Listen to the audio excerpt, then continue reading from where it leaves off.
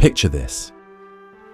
You're 12 years old, playing in the dirt outside your family's humble dwelling in 16th century China, when everything changes in an instant.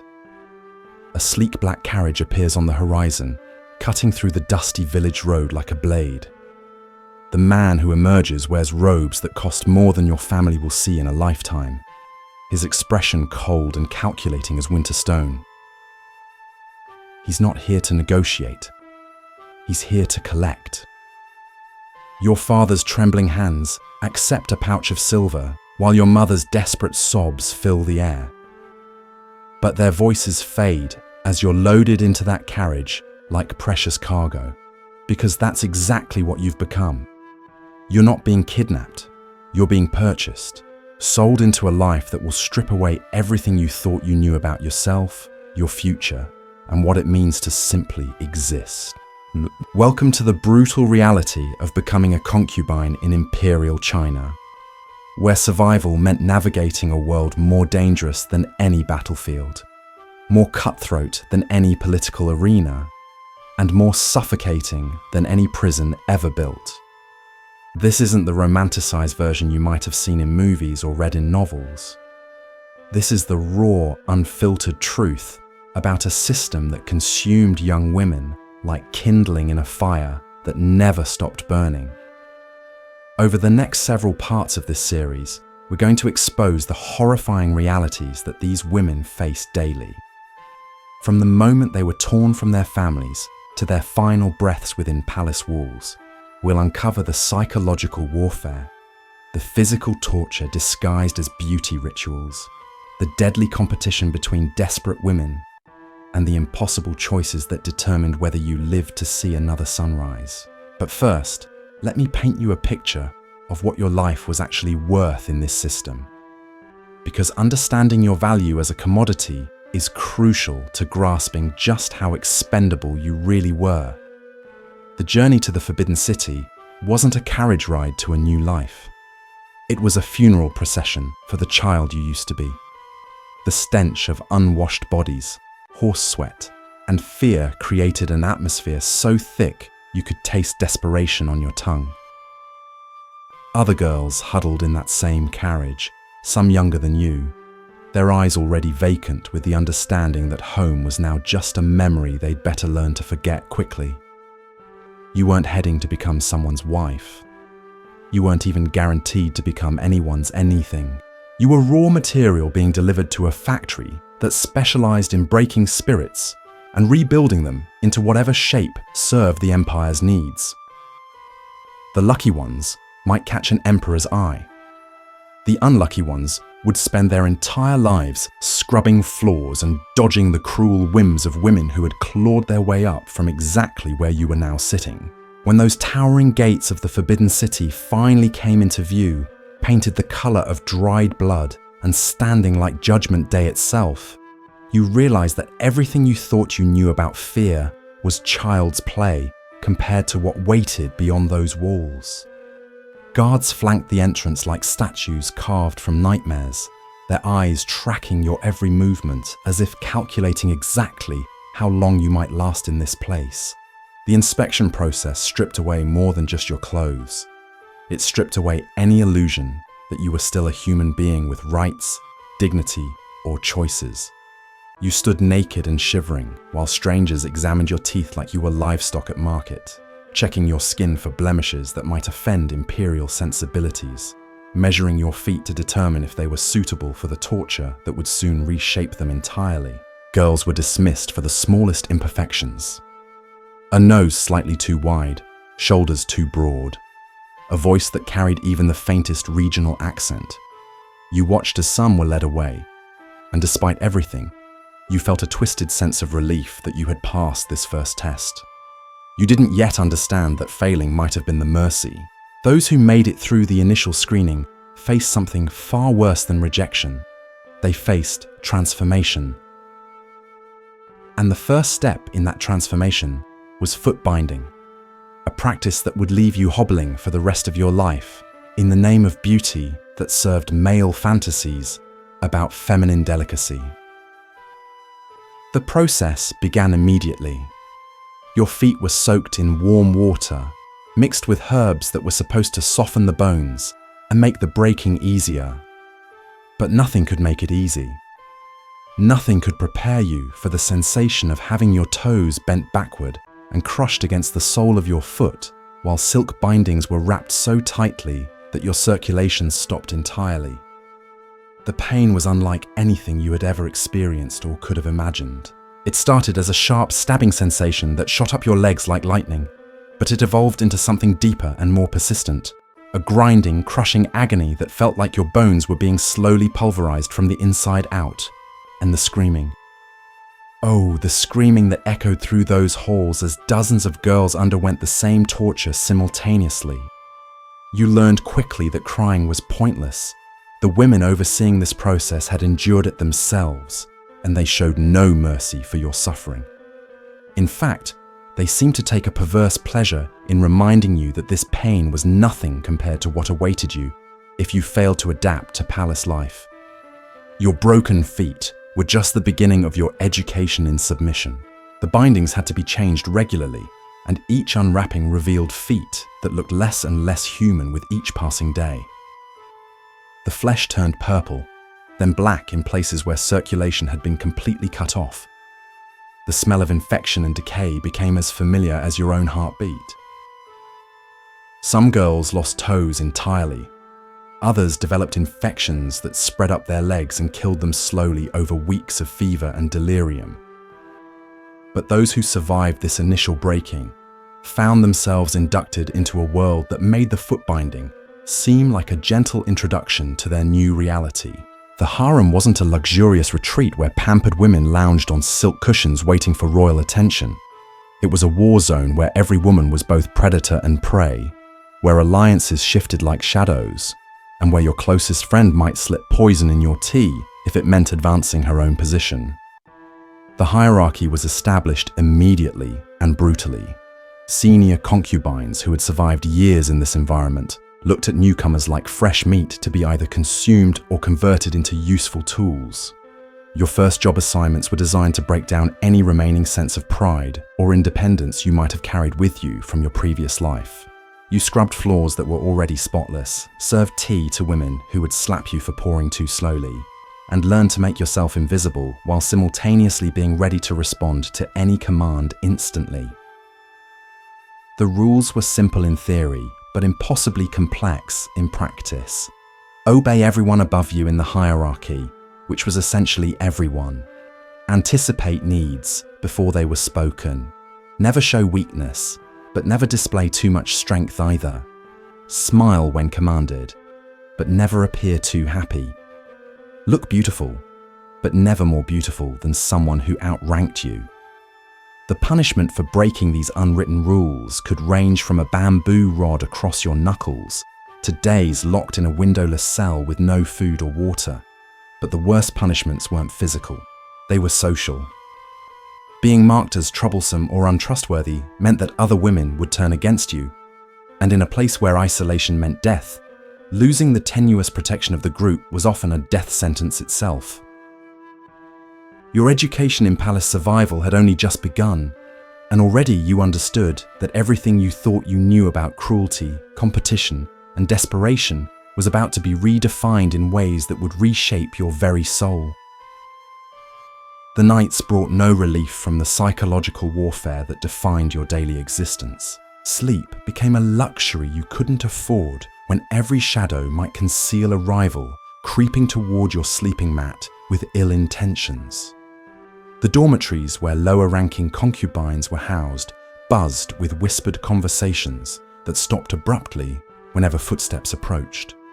Trust was a currency more valuable than jade, and just as rare. Your first real taste of the deadly games came when an older concubine named Mei Lin took you under her wing. Her kindness felt like water in a desert until you realized it came with strings attached. She taught you how to apply face powder to hide the exhaustion that marked you as weak, how to walk gracefully despite your mangled feet, and most importantly, how to read the subtle signals that could mean the difference between favor and punishment. But Mei Lin's lessons came with a price. She expected absolute loyalty, which meant participating in the systematic destruction of other women who threatened her position. You watched as she orchestrated the downfall of a young concubine who had been gaining attention from one of the emperor's advisors. A few strategic whispers about stolen jewelry, a planted piece of evidence, and the girl disappeared one night. The official story was that she had been reassigned to kitchen duties. The reality was far darker. This became your introduction to the art of palace warfare. Physical violence was rare because it left evidence, but psychological manipulation was elevated to a science. Women would spread rumors about each other's family backgrounds, their hygiene, their loyalty to the emperor, or their secret communications with the outside world. A single, well-placed lie could destroy years of careful positioning and send someone tumbling down the hierarchy faster than a stone dropped into a well. The competition intensified whenever word spread that the emperor would be selecting new women for his personal attention. These announcements triggered a feeding frenzy that made sharks look civilized by comparison. Suddenly, every interaction became a calculation. Should you help the girl next to you with her hair ornaments, or would making her look more beautiful hurt your own chances? Should you share information about which types of poetry the emperor preferred, or keep that knowledge to yourself as a competitive advantage? You learned to navigate these treacherous waters by developing skills you never knew you possessed. Your face became a mask that could display whatever emotions served your survival best. Your voice learned to carry just the right amount of deference mixed with subtle confidence. Your eyes trained themselves to notice everything while appearing to see nothing that might threaten more powerful women. The emperor himself remained a distant figure during these early months. More myth than man. You caught glimpses of him during formal ceremonies where hundreds of concubines would kneel in perfect formation while he passed by like a force of nature wrapped in golden silk. His presence filled rooms before he entered them and lingered long after he departed. When he spoke, his voice carried the weight of absolute authority that could reshape lives with a single word. But proximity to imperial power came with its own unique terrors. The closer you got to the emperor's inner circle, the more dangerous your position became. Women who caught his attention found themselves elevated overnight, but they also painted targets on their backs that glowed like beacons for every rival in the palace. The emperor's favor was intoxicating and deadly in equal measure. Your first direct encounter with imperial attention came during a poetry recitation ceremony. You had been selected to serve tea while senior concubines performed for the emperor's entertainment. Your hands trembled as you moved between the silk cushions where the most powerful women in the empire sat like beautiful predators disguised as flowers. One drop of spilled tea could result in a beating that left you unable to walk for days. The emperor's eyes found you as you poured for his current favorite, a woman whose beauty was matched only by her cruelty toward those beneath her. You felt his gaze like a physical weight pressing against your skin, and you forced yourself to maintain perfect composure while your heart hammered against your ribs like a caged bird desperate for escape. He said nothing, but something in his expression shifted, and you knew that your life had just become infinitely more complicated. Word of the emperor's notice spread through the harem faster than wildfire through dry grass. Women who had barely acknowledged your existence suddenly wanted to become your closest friends. Others began treating you with the kind of cold hostility usually reserved for declared enemies. Your sleeping mat was moved to a different section of the dormitory, closer to where higher-ranking concubines rested, but also closer to the women who would benefit most from your destruction. The promotion in status came with new responsibilities that tested every survival skill you had developed. You were assigned to serve at private dinners, where the emperor entertained his most trusted advisors. These intimate gatherings revealed the true nature of imperial power, where decisions affecting millions of lives were made between courses of exotic delicacies that cost more than entire villages could earn in a year. You learned to become invisible while remaining perfectly attentive, to anticipate needs without appearing to eavesdrop on conversations that could reshape the empire. The knowledge you gained during these sessions became another form of currency in the palace economy, but it also made you dangerous to those who preferred their secrets to remain buried. The physical demands of palace life grew more intense as your status evolved. The bound feet that had been agony during your initial breaking now became instruments of torture during the long hours spent standing in service. Your body adapted to survive on minimal food and sleep, while maintaining the appearance of perfect health and beauty that imperial standards demanded. But it was the mental toll that threatened to break you entirely. The constant vigilance required to navigate palace politics left you exhausted in ways that sleep could never cure. You began to lose pieces of your original self, the girl who had played in village dirt and dreamed simple dreams. That child was being systematically erased and replaced with something harder, sharper, and infinitely more dangerous. The transformation wasn't just personal. You were becoming part of a machine designed to serve imperial desires while destroying the women who fed it. And the most terrifying realization was that you were getting good at it. Your survival instincts were sharpening into weapons that could cut down rivals with surgical precision. You were learning to smile while planning someone's downfall, to offer comfort while calculating weakness, to love conditionally and hate strategically. This evolution was necessary for survival, but it came at a cost that you were only beginning to understand. Each day in the Forbidden City stripped away another layer of your humanity while adding another skill to your arsenal of manipulation and deception. You were becoming exactly what the system needed you to become, and that realization was more frightening than any physical threat you had yet encountered. The Emperor's chambers became your newest classroom in survival, but the lessons taught there would haunt you forever. When the summons came, delivered by a eunuch whose expression revealed nothing, you knew that everything you had endured so far was merely preparation for this moment. Your bound feet carried you through corridors that seemed to stretch for miles, each step echoing like a countdown to Judgment Day. The chamber itself was a contradiction that embodied everything about palace life. Silk hangings in imperial yellow created an atmosphere of luxury that should have felt welcoming, but the air was thick with tension that made breathing feel like drowning. Incense burned in jade holders, filling the space with scents meant to calm the mind, yet your pulse thundered so loudly you were certain everyone could hear it. The Emperor sat behind a low table, laden with delicacies that represented more wealth than your entire village had ever seen. His presence filled the room like a storm cloud, beautiful and terrible in equal measure. When he spoke, his voice carried the casual authority of someone who had never needed to raise it to be obeyed. He didn't command your attention, he owned it completely. Your training took over as you knelt in the prescribed manner. Your mangled feet tucked beneath you in a position that sent waves of agony up your legs. But pain had become such a constant companion that you barely registered it anymore. Your focus remained entirely on reading the Emperor's mood, watching for the subtle signals that would tell you whether this encounter would elevate you or destroy you. The conversation, if it could be called that, revealed the Emperor's expectations with crystalline clarity. You were not there to be courted or wooed.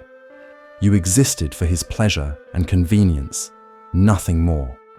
Your thoughts, feelings, and desires were irrelevant except insofar as they served his entertainment. When he gestured for you to pour wine, your hands remained steady despite the tremor in your soul. That first night established patterns that would define your relationship with imperial power. You learned to anticipate his preferences before he voiced them, to respond to his moods with perfect sensitivity, and to make yourself available at any hour while never appearing eager or demanding.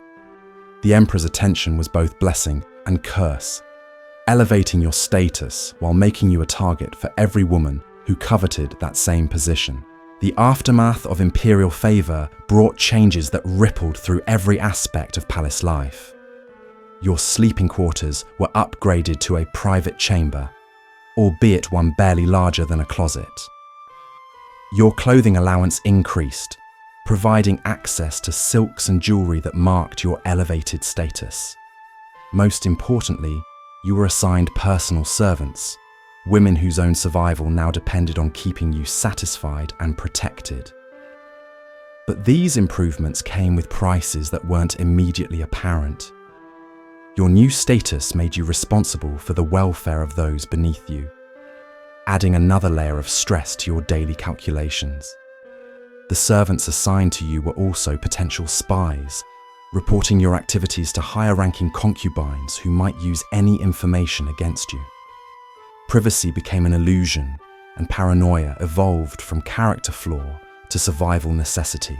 The emperor's continued attention brought pregnancy, and with it, a complete transformation of your position within the palace hierarchy.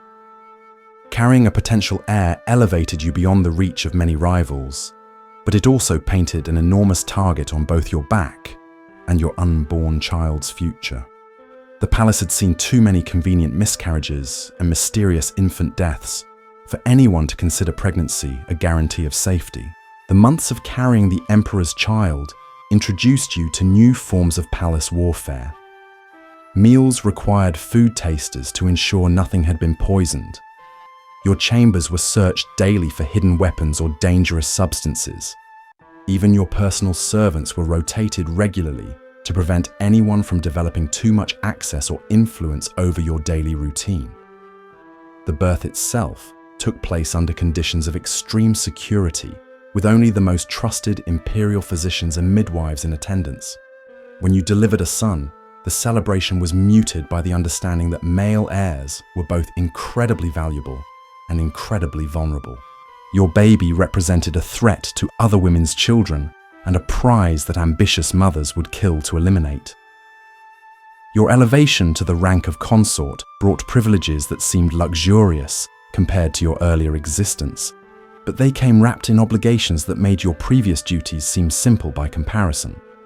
You now attended formal court ceremonies where a single misstep could be interpreted as disrespect toward the emperor or his mother. Your behavior was scrutinized by dozens of officials, whose job was to identify threats to imperial stability. The emperor's mother became a constant presence in your life, her approval or disapproval capable of determining your son's future prospects. This woman had survived decades of palace intrigue and emerged as one of the most powerful figures in the empire. Her intelligence was matched only by her ruthlessness, and she made it clear that your continued existence depended entirely on your usefulness to imperial interests. Managing relationships with other consorts required diplomatic skills that would have challenged professional ambassadors. Each woman represented not just personal competition, but political factions with their own agendas and alliances. Your son's future would be determined as much by your ability to navigate these treacherous relationships as by his own talents or imperial favor. The education of your child began before he could walk, with tutors selected by the emperor's advisors to ensure proper imperial indoctrination. You watched as your baby was gradually transformed from your son into a potential heir to the dragon throne. His personality shaped by forces beyond your control or influence. The love you felt for him became another vulnerability that enemies could exploit. Your daily routine expanded to include responsibilities that extended far beyond personal survival. You were expected to manage a household of servants, oversee the education of lower-ranking concubines, and participate in the complex ceremonial obligations that maintained imperial legitimacy. Each duty carried the potential for failure that could result in punishment or demotion. The passage of years brought a gradual understanding of the true scope of the system you had become part of. The Forbidden City contained thousands of women, each playing their role in an elaborate performance designed to project imperial power and maintain dynastic stability. Your individual suffering was just one note in a symphony of exploitation that had been playing for centuries. Political changes beyond the palace walls affected your position in ways you couldn't predict or control. When the emperor's attention turned to military campaigns or administrative reforms, the entire palace hierarchy shifted to accommodate new priorities.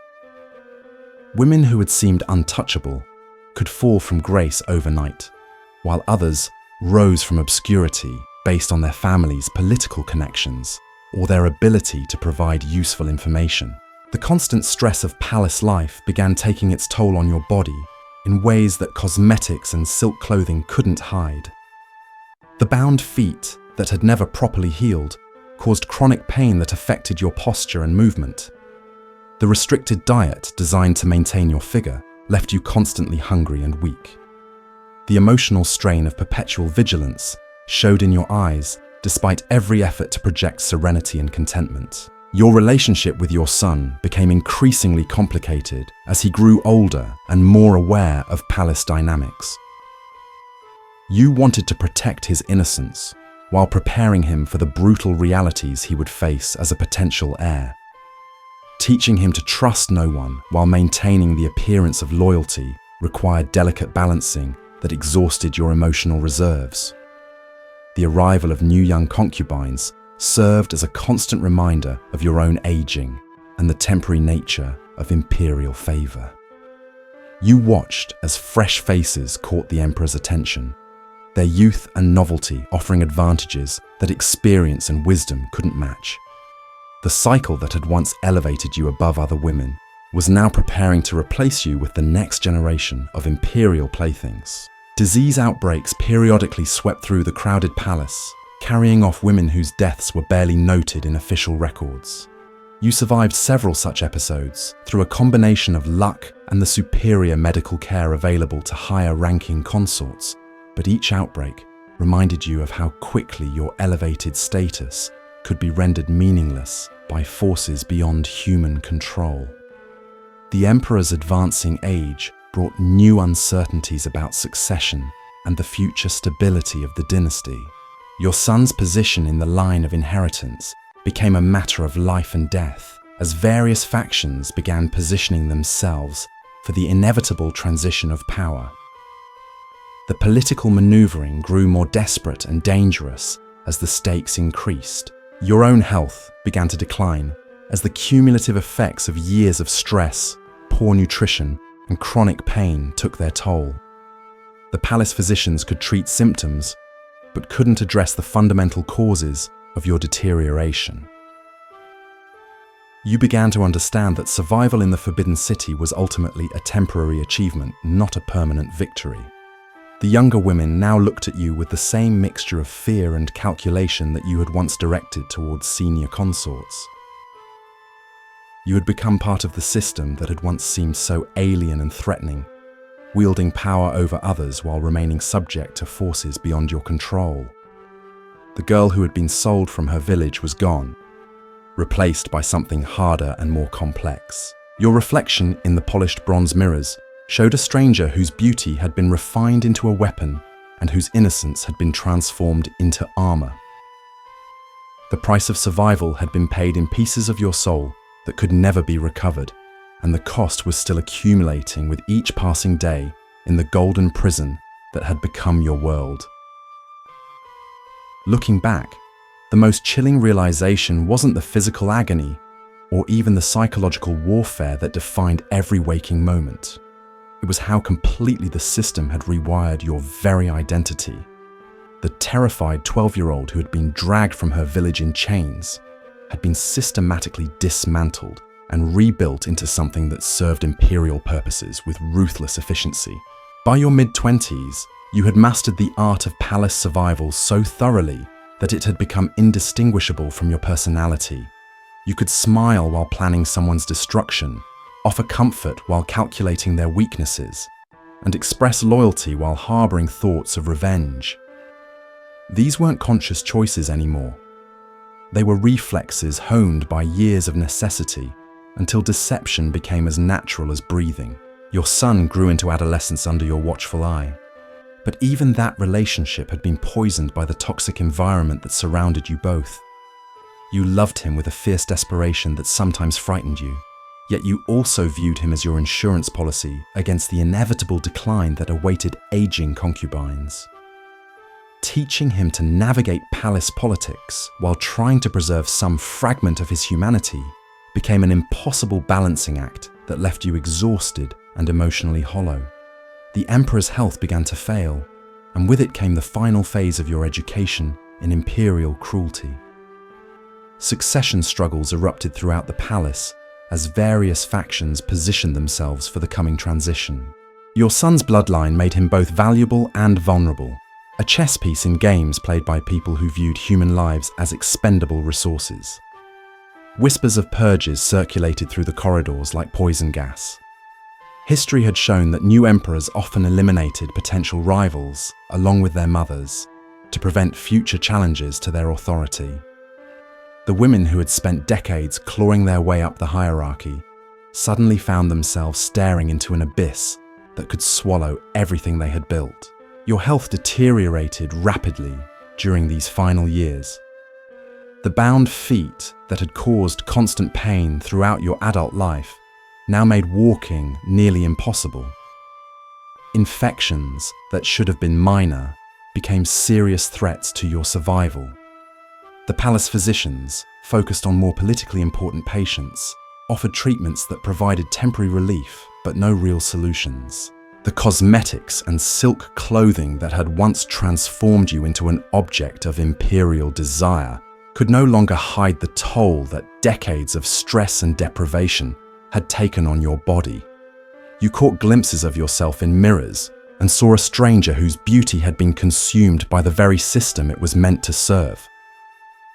The girl from the village was truly gone, replaced by someone who had learned to survive but forgotten how to live.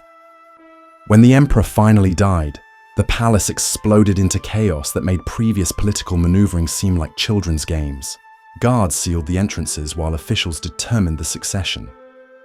Women who had been rivals for decades suddenly found themselves temporary allies against the greater threat of wholesale elimination. Your son's fate would be decided by men who had never met him, based on calculations that reduced human lives to mathematical equations. The new emperor's rise to power brought the purge that everyone had feared. Lists were compiled of women and children whose continued existence posed potential threats to imperial stability. Some were offered exile to distant provinces, others simply disappeared during the night, their absence explained by convenient accidents or sudden illnesses that fooled no one. Your name appeared on the list of those marked for elimination. The justification was predictable. Your son's bloodline made him a potential rallying point for future rebellions. The solution was equally predictable. Remove both mother and child before they could become problems. After surviving decades of palace intrigue, your fate would be decided by bureaucrats who viewed you as a line item in a ledger rather than a human being with hopes and fears. The final irony was that your death would come not from a rival's poison or a competitor's blade, but from an administrative decision made by people who had never bothered to learn your name. The system that had consumed your youth and transformed you into a weapon against other women would dispose of you with the same casual efficiency it had used to break countless others before you. Your last days were spent in a form of house arrest that felt almost peaceful compared to the constant vigilance that had defined your adult life. For the first time in decades, you could let your guard down because there was nothing left to protect. The masks and performances that had become second nature were finally unnecessary. In those final moments, fragments of the village girl you had once been surfaced through the layers of imperial conditioning. You remembered the taste of simple food shared with people who loved you without agenda. You recalled laughter that wasn't calculated for effect and conversations that didn't require careful analysis for hidden meanings. These memories felt like artifacts from another person's life, precious and painful in their innocence. The execution came quietly, without ceremony or witness. You died as you had lived in the palace, as a number in someone else's calculation, a problem solved with minimal fuss or expense. your body was disposed of without marking, joining countless other women who had served the empire's needs until they became inconvenient.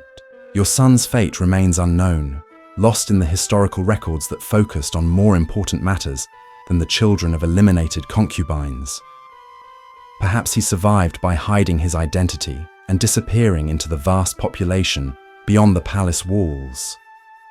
Perhaps he died alongside you as just another loose end that needed tying up. The system that had shaped both your lives had no interest in documenting such details. The Forbidden City continued its eternal dance of power and survival long after your death.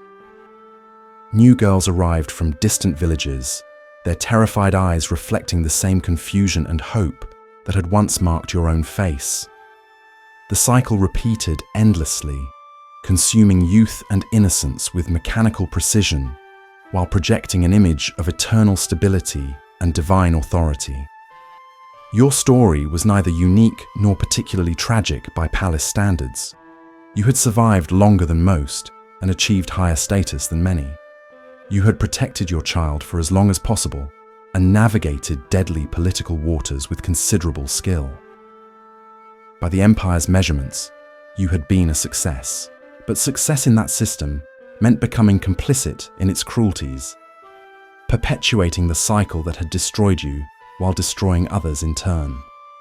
The price of survival had been paid not just in personal suffering, but in moral compromise that corroded your soul until nothing remained of the innocent child who had once played in village dirt.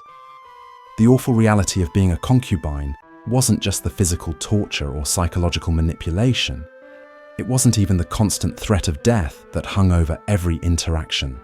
The true horror was how completely the system transformed its victims into willing participants in their own destruction and the destruction of others. It took everything that made you human and refashioned it into tools for serving imperial power, leaving behind empty shells that looked like people, but had forgotten what humanity actually meant.